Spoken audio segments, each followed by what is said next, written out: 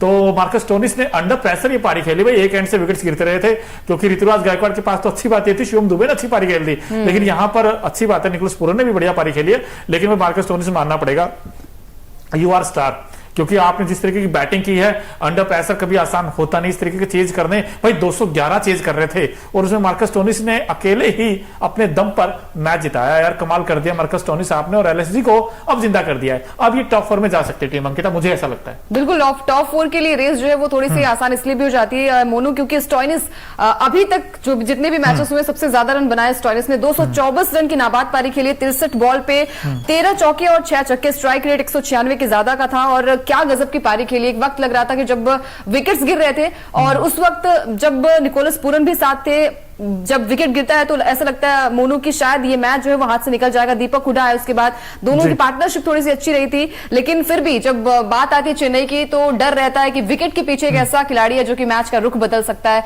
तो आज MS Dhoni wicket के पीछे थे, 4 बॉल पे 3 रन चाहिए, आई थिंक 2 रन चाहिए थे, लेकिन वही होता है ना, डर रहता है चेन्नई के सामने जब भी किसी भी टीम का मैच होता है। और जब लखनऊ की बात आती है तो लखनऊ के पास हमने कहा था कि यहाँ पर गेंदबाजी थोड़ी सी वीक नजर आई थी, क्योंकि मयंक यादव नहीं है इस टीम में। पहले भी हमने बात करी मोनू, और आज के प्री मैच शो में भी हम बात कर रहे थे कि मयंक यादव का ना होना क्या लखनऊ के लिए वीक पॉइंट हो जाएगा। लेकिन एक ऐसा बल्लेबाज सामने आया उभर कर, स्टोइनिस, जो कि गेंदबाजी में दमखम दिखाते, बल्लेबाजी भी कमाल की करी आज।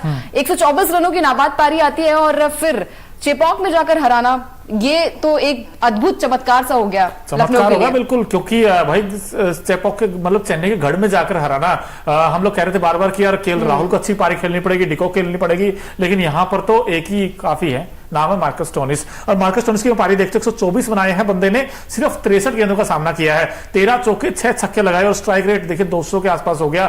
किसी को उम्मीद नहीं थी इस तरीके की पारी आएगी, क्योंकि लास्ट में अगर आप देखें तो तकरीबन इनको जीतने के लिए कुछ डबल से भी ज्यादा रन रेट चाहिए, 3 के आसपास का, लेकिन कमाल कर दिया भाई इस बैट्समैन ने। और निकोलस पूरन की भी तारीफ करनी पड़ेगी, 34 बनाए 15 गेंदों पर, बड़े सही टाइम पर वो नॉक आई है। 34 15 गेंदों पर 3 चौके 2 छक्के लगाए, पूरन ने अच्छा साथ दिया। और लेकिन निकोलस पूरन के बजाय भाई देवदत्त पडिक्कल आज जल्दी आउट हो गए, लेकिन दीपक हुडा ने भी 6 में 17 बना दिए, बड़े सही टाइम पे। कैमियो इनिंग अच्छी आई है, भी मैच विनिंग पारी कहूंगा मैं तो, मैच विनिंग पारी रहेगी, क्योंकि विकेट्स आपके हाथ पे नहीं होते हैं। जब आप सामने मुस्तफिजुर रहमान जैसे गेंदबाज होते हैं, पाथिराना जैसे गेंदबाज होते हैं, तो आप पे वो डर होता है, वो शिकन नजर नहीं आई यहाँ पर बल्लेबाजों पे।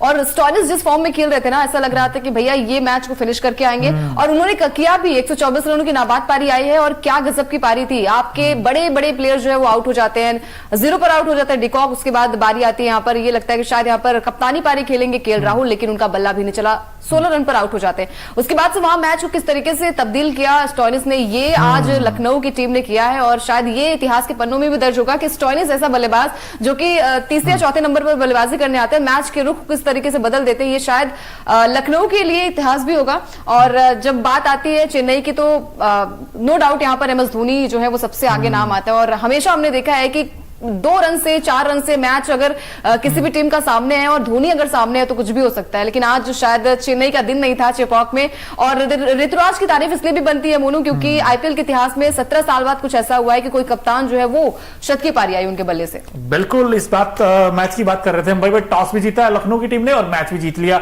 और जब बैटिंग आई सीएसके की टॉस हारकर, तो उसमें ऋतुराज गायकवाड़ ने एक आउटस्टैंडिंग पारी खेली, 108 बनाए, 60 गेंदों का सामना किया, 180 का स्ट्राइक रेट, 12 चौके 3 छक्के लगाए, ये भी टीम के लिए बड़े अच्छे रहे। लेकिन अजिंक्य रहाणे, अब अजिंक्य रहाणे रचिन रविंद्र दोनों एक जैसे ही हैं, इनका फॉर्म फिलहाल मामला गड़बड़ है इनका।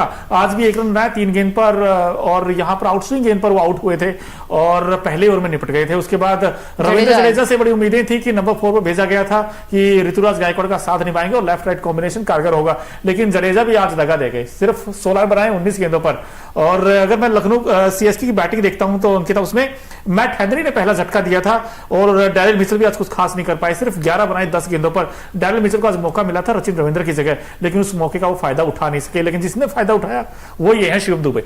अब इन्होंने 27 गेंदों पर 66 बनाए, हर बार ये खिलाड़ी इंप्रेस कर रहा है और ये कहीं ना कहीं बार बार बता रहा है सिलेक्टर्स को कि मैं बिल्कुल तैयार हूं बॉस, आप मुझे T20 वर्ल्ड कप की टीम में ले लो बस, क्यों अंकिता? बिल्कुल, T20 वर्ल्ड कप में आप खिला लीजिए और शिवम दुबे हर बार इन्होंने इंप्रेस किया है, लेकिन आज गायकवाड़ ने जो पारी खेली वो शायद चेन्नई के लिए एक, भले ही हार गई चेन्नई, लेकिन फिर भी यहाँ पर Gaikwad as a team India के प्लेयर उनके लिए काफी अच्छी बात है कि आप ने शतकीय पारी खेली। और जब आप ओपन करते हो तो सारा दारोमदार आपके ऊपर होता है। वहां पर गायकवाड़ ने, जो कि अभी तक चेन्नई के किसी भी कप्तान ने नहीं किया है, वो गायकवाड़ ने कर दिखाया। जो पारी उनके बल्ले से आई है मोनू, वो शायद चेन्नई के लिए भी एक तरीके से अच्छी बात है और फैंस के लिए अच्छी बात ही है।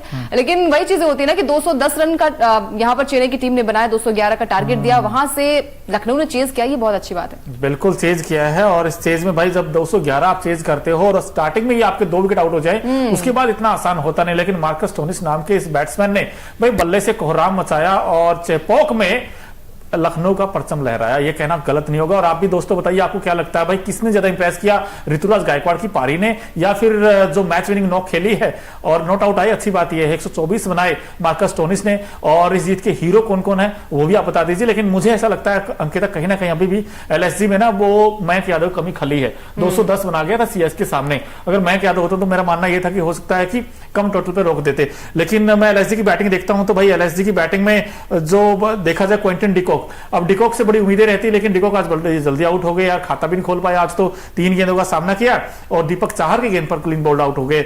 उसके अलावा केएल राहुल सस्ते में आउट हो गए, 16 रन बनाए, सिर्फ 14 गेंदों का सामना किया। और फिर उसके बाद मार्कस स्टोनिस बैटिंग करने आए। लेकिन देवदत्त पडिक्कल का क्या किया जाए यार, देवदत्त पडिक्कल के रन नहीं आ रहे हैं, इस आईपीएल बहुत ही फीका गया है। बार बार सोचते हैं कि यार, उम्मीदें लगाते हैं कि यार पडिक्कल आएंगे और कुछ ना कुछ तो करके जाएंगे, लेकिन आज भी फ्लॉप ही हुए यार, 19 में 13 बनाए हैं। और इसके अलावा भाई देखा जाए तो मैट हेनरी ने बड़ी अच्छी गेंदबाजी की, 4 ओवर में 28 रन दिए और 1 विकेट भी लिया, और पहला विकेट लिया था वो जो दूसरी या तीसरी गेंद थी आई थिंक, जिसपे कि अजिंक्य रहाणे थोड़ा सा कहते ना ड्राइव लगाने गए और फिर आउटसाइड एज लगा था और बड़ा अच्छा कैच पकड़ा।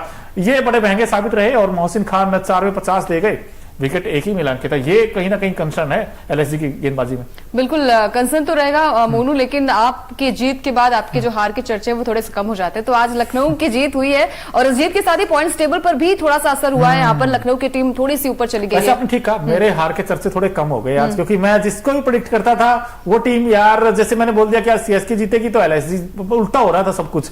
तो आज कम से कम लाज बचाई है मार्कस स्टोनिस, ना सिर्फ लखनऊ की बल्कि मेरी बचाई यार, क्योंकि आई थिंक हम प्री मैच में बात कर रहे थे, हम दोनों ही लखनऊ के साथ जा रहे थे सामने, क्योंकि मयंक यादव कंसर्न थे कि मयंक यादव नहीं खेलेंगे तो शायद थोड़ी सी कमी खलेगी यहाँ पर।